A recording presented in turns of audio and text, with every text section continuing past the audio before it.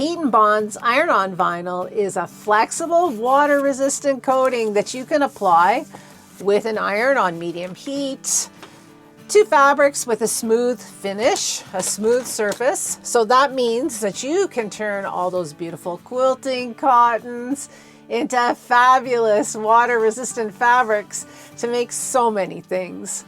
In this tutorial, I'm going to show you how to use this product to make placemats that require no sewing. That's right, no sewing, folks. We will use our iron or our heat press to fuse our layers together and create these beautiful reversible placemats. Isn't this fun? So we'll be using 2 pieces of fun cotton fabric to make the placemats. We'll also use in this tutorial fabrics to make a pet food mat. And we'll also use our little offcut pieces to make matching reversible coasters. So we'll need 2 pieces of HeatnBond's iron-on vinyl coating, and I will also use 1 piece of HeatnBond, the traditional HeatnBond adhesive, to fuse the 2 layers of fabric together. So I'll have all of my products in the description below, and I'm also going to create a page on the website that'll have some information about how to use HeatnBond, the settings for your iron, as well as the things that I use in this video. And I'll show you how you can finish your corners if you want to round them off, or you can sort of square them off with a little 45-degree angle cut at each corner. They just look so nice when they're done, and they are substantial too. Look at this. It has some body, it has a bit of weight here, not too heavy, but the best thing is it just cleans up so well. Under your pet food bowl, this is going to be so easy to clean up. If there's any spills of food or water, perfect. I use this coating for so many things, and here's a rain hat. So I took my elephant cotton fabric, and also wash your fabric first before you start. Steam press it, give it a good steam pressing to get rid of any wrinkles that are visible if you can before you start as well. But there's my elephant cotton fabric that I've had for several years, and now it's going to be a gorgeous rain hat, or it'll be featured as a gorgeous rain hat in our upcoming spring and summer line for our hat business.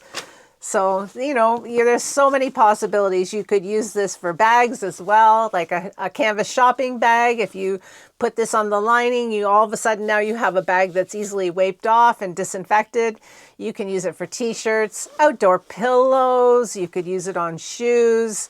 Oh, you could use it for so many things. If you're interested in learning how to sew with it, this tutorial is not about sewing. We don't use the sewing machine at all to make the things I'm going to show you next.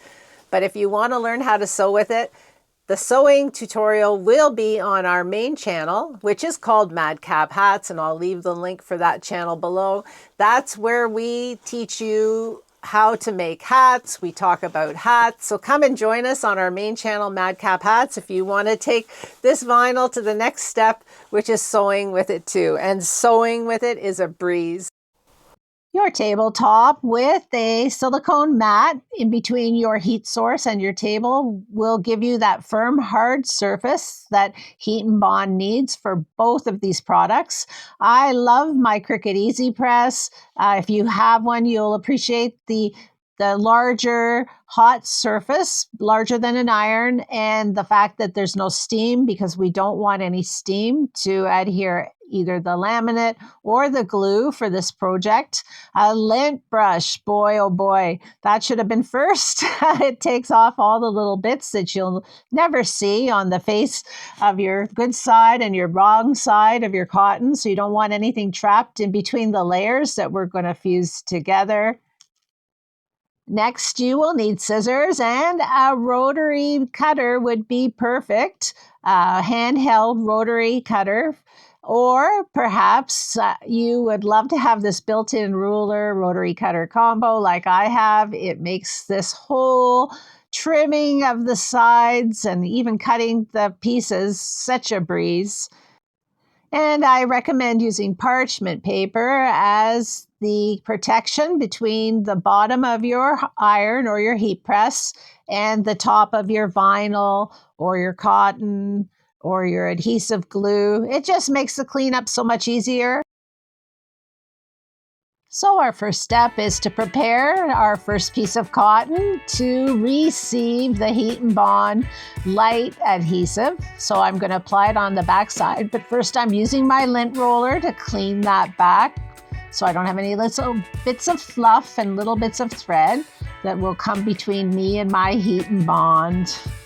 So I've got the glue side down on the wrong side of that first piece of cotton fabric, the one that features fun beer cans, perfect for summer. And you can see that back side of the fabric is dull right now because it doesn't have that glue adhesive. And the front is very bright. So now we're going to apply some heat, not a lot of heat. We're at medium heat for all of these layers, however, and that's about 300 degrees, but just a few seconds. I figure I've got about 6 points to stop on my placemat project as I move my iron around, and I'll use a circular motion to finish off. I let that piece of paper cool down, and it's a cold peel. And you can tell you did it right when it's all shiny on the back. So now we have a shiny back side of our beer cans. And that is actually the next layer of glue for the next layer of our placemat, which is the same as the width of my HeatnBond. That is 17 inches wide, the HeatnBond, both the vinyl and this adhesive. So I've cut my placemats to be 17 inches wide by 12 inches deep. Actually, all 5 pieces are cut to that size. You want your fuse and your vinyl laminate and your fabric to all be cut to the same size. So a quick roll with the lint roller and a piece of parchment on top. And I'm going to use some parchment paper to protect my cotton and my Cricut Easy Press, heat press. And I'm just going to go quickly across about 4 seconds in each of those 6 quadrants of my placemat and just let the heat sit on top. Just finish off with a quick circle around. Once they've cooled down, I'll remove that piece of parchment paper. And you can see when I pick it up, the HeatnBond hasn't really added any stiffness to the project. It's still quite soft, still quite bendable. It's a thicker fabric, mind you. It's 2 layers of quilting weight fabric that I fused together, but by no means does it have the stiffness of our finished placemat. So we're going to change that now, and we move on to the next step, which is to apply that first layer of our lovely HeatnBond clear vinyl to one of the sides of our placemat. Again, the lint roller comes out, and I'll give it a quick rolling to pick up any little bits. And with the grid side of the paper carrier down, I'm going to just start on one side and peel away that carrier paper. And I'm doing it this way so that I'm not picking up any lint, and I'm trying to keep the carrier and the coating over on top of the cotton fabric. And I just slowly take that carrier paper away, and you will love this vinyl. And the carrier paper actually is designed to be used as your parchment paper, like your in-between between your heat source and your vinyl. And this has just got a really slightly tacky feeling, so you can still move it around. And it's thick too. It's not a thin vinyl. It's got a nice feel. It's just perfect, really. You can tell I'm smitten with this project, or if you can't yet, you will by the time I'm finished. So I'm just smoothing it out and making sure there's no visible bubbles. And then I put my parchment paper on top, because I find that carrier paper is just, if it's cut exactly, there'll always be a little bit that I miss, and I don't want to get vinyl on the bottom of my heat press.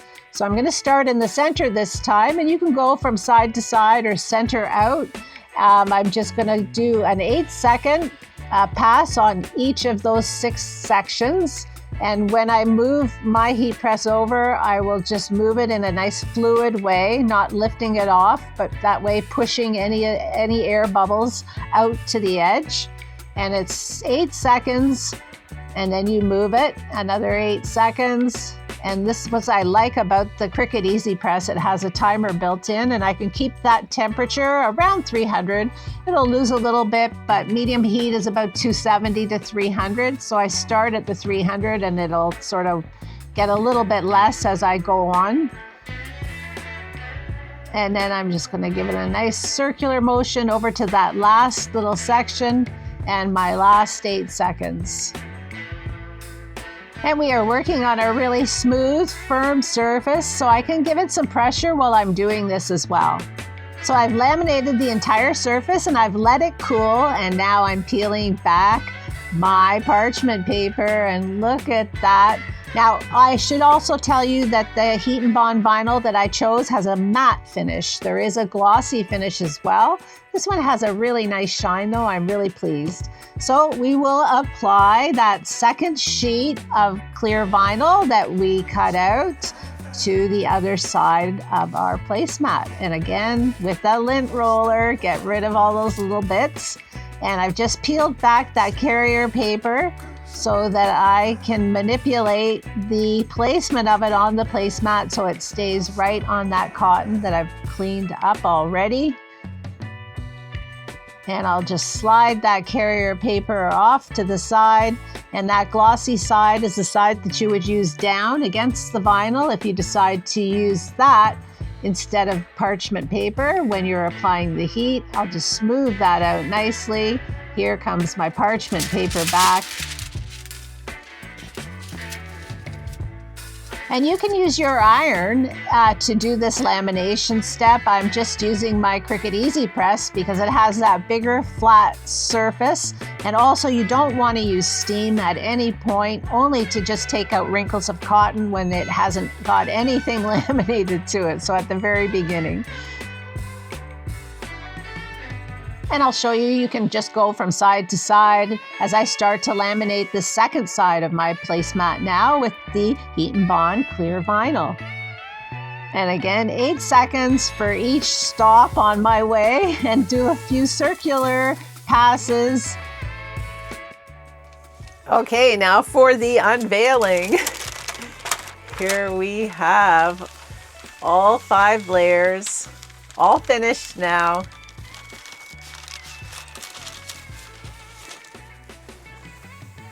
It's still very warm, so I won't pick it up yet, but I will certainly show you its sister here. So this one's finished, and what I'm going to do is I'm going to go around with my ruler rotary cutter and just trim the sides so that they're all flush, they're all in line together, that the vinyl's going to the edge all the way around. And then I will take off a 45-degree angle just to remove the corners, make them a little bit more sturdy, and then I will have a set of 2 placemats.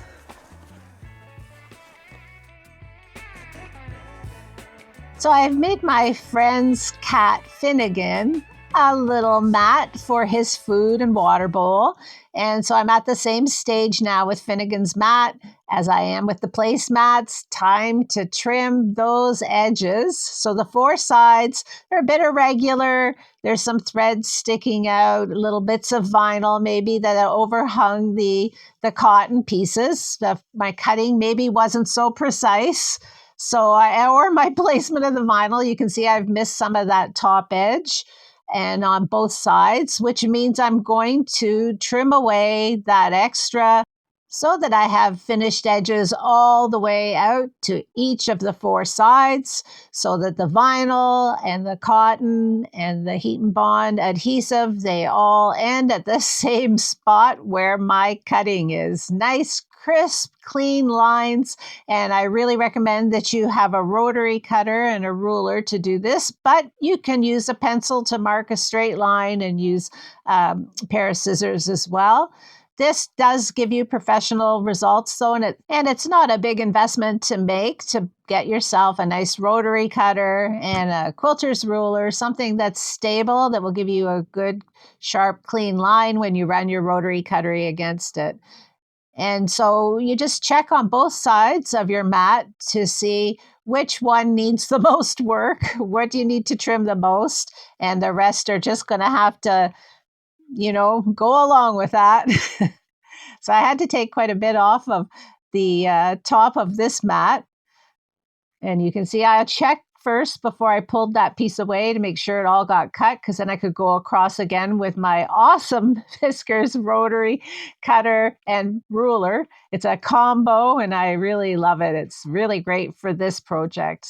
I'll leave links for all the things that I'm using in the description for this video, and there'll be a link to a page on our website that you could just go to and look at a few of the instructions for making this, as well as all the tools that I used. I'll put links to the clear vinyl on Amazon and also on ThermoWeb's website. They are the makers. They make it in the US and you can order it directly from them. And again, I just check, it's all cut, so off it goes to the side. And now all my sides should be vinyled right to the edge and fused right to the edge, and I'll just go around and check. But those sharp corners, those are things that I feel might start turning up over time. So I'm going to just take off the pressure, and I'm going to show you I'm using a cup, actually my clip cup, to round off the corners, and then just with one scissor cut. So start far down in your scissors, try to make it just one cut and just go around that line you made. I used a washable marker to make my lines, and it's sort of hard to see, but you can see it. And I have a nice clean rounded corner, and I'll do it for the other three corners as well. And that looks beautiful. And then because I used a washable marker, I'll just use a wet cloth to take the rest of that marker off. And this is how you clean these, folks. They're so easy to take care of. Once those layers are laminated, you just use a cloth to wipe off the dirt, the grime, the scruffiness. And now I'm going to show you another way to finish the corners. I'm just using the squares on my cutting mat, the 1-inch squares, and just going from corner to corner of one square. I'm just taking the corner off on a 45-degree angle, and I'm going all the way around with my rotary cutter / ruler to do that, making use of all the grid lines on my cutting mat and on my ruler. And so there's two options for you. You can cut the corners off on a 45-degree angle or round them. And now we always have a little bit of scrap at the fold for quilting cotton, which is about 44 inches to 45 inches wide. So from those, I'm going to make a couple of coasters to go with my placemats. So just like the placemats, I will give them a good iron. This fabric has already been washed, so I'm just removing the wrinkle, especially that center fold, which is a little tough to get out. And you want these to be dry when you go to do these laminating steps and when you go to apply the adhesive. So if they are a little damp from your steam iron, let them dry before you do these next steps, and just do what we did with the placemat, layer by layer, assemble them. I'm using the carrier sheet now from one of the placemats because it's more than big enough to cover that work area and keep my iron free of glue. And voila, here we go. So I've got my finished products to show you. And do I seem proud? Yes, I am. I am smitten with this. And I just can't wait to use it for a lot of rain hats for my business this year. I really recommend that you give this HeatnBond iron-on vinyl a try. I'm going to have placemats for all my outdoor furniture, placemats for our table. I did try the stronger HeatnBond, but like I said, you don't need it for the quilting weight cotton. This light HeatnBond is perfect for the job. I've started to decorate our Airbnb guest suite. Oh, it's so much fun. And I can tell you that my friend's Cat Finnegan loves his mat. Bye for now.